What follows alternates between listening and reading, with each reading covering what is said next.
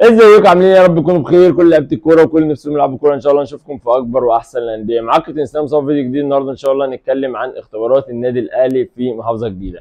كنا اتكلمنا عن اختبارات النادي الاهلي في محافظه السويس ومحافظه الشرقيه، النهارده هنتكلم في محافظه جديده، هنتكلم عن كل تفاصيل الاختبارات، هنتكلم عن المواعيد المطلوبه والمكان بالظبط وسعر الاستماره، هنتكلم عن كل حاجه تخص اختبارات النادي الاهلي. بس قبل ما نبتدي الفيديو، لو انت اول مره تتفرج عليا ولسه مشترك في القناه دلوقتي حالا اعمل اشتراك في القناه، ولو مشترك بالفعل ما تنساش تدينا لايك كده للفيديوهات، اخو حابب عشان اسوي لكم فيديوهات كتير الفتره الجايه. ما تنساش اعمل لي فولو على الانستجرام. ومن غير رغي كتير يلا بينا نبتدي الفيديو، يلا بينا.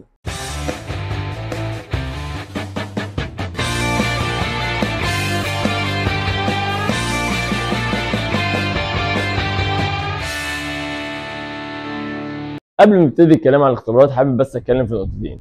اول نقطه، بعتذر عن عدم ظهوري على اليوتيوب لمده اسبوع فاتوا، ده بسبب انشغالي بالاكاديميه وفرق الاكاديميه اللي هنخش بيها الدوري ان شاء الله.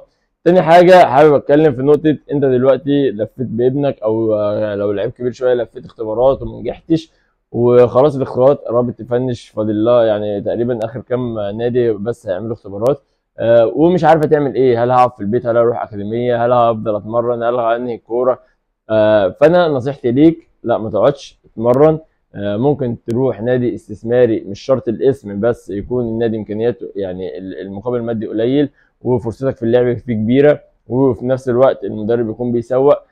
تقدر انت تستفاد من السنه، ما بلاش السنه تروح عليك، تلعب وتسوق وتستفاد احتكاكات، تبقى جاهز اكتر السنه الجايه لو ربنا ما كرمكش خلال السنه. فدي نصيحتي للناس.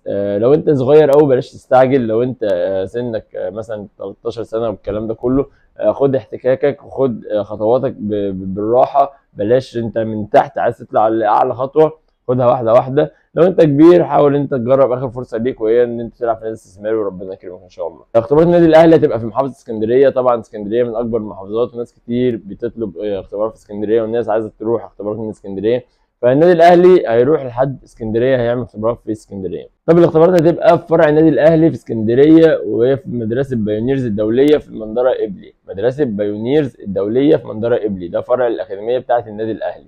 هيتعمل فيها الاختبارات، هتبقى الاختبارات يوم الخميس والجمعه، يوم 20 21، يوم الخميس يوم 20، يوم 21 الجمعه. سعر الاستماره 100 جنيه. الاختبارات هتبقى باذن الله لمواليد من 2007 لحد 2018، من مواليد 2007 لحد 2018. يوم الخميس يوم 20 هتبقى مواليد 2018 2017 2016 2015 2014 2013 و2012. يوم الجمعه يوم 21 هتبقى مواليد 2010 و2009 و2008 و2007. ده بالنسبه لاختبارات النادي الاهلي في محافظه اسكندريه.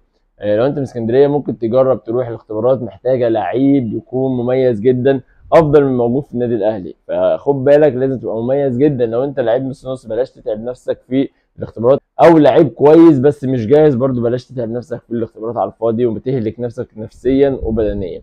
الاختبارات قويه، الاختبارات فيها اهتمام نوعا ما، يعني بيبصوا للموهبه، لو في موهبه حقيقيه طبعا بيتاخد. بالتوفيق لكل الناس، وبكده نكون خلصنا فيديو النهارده، يا رب تكونوا استفدتوا. ولو محتاج اي حاجه اكتب لي في الكومنتات تحت، او اعمل لي فولو على انستجرام وكلمني ان شاء الله ارد عليك على طول. استنوني في فيديو جديد من قناه يوميات لاعب كره القدم، اشوفكم على خير والسلام عليكم.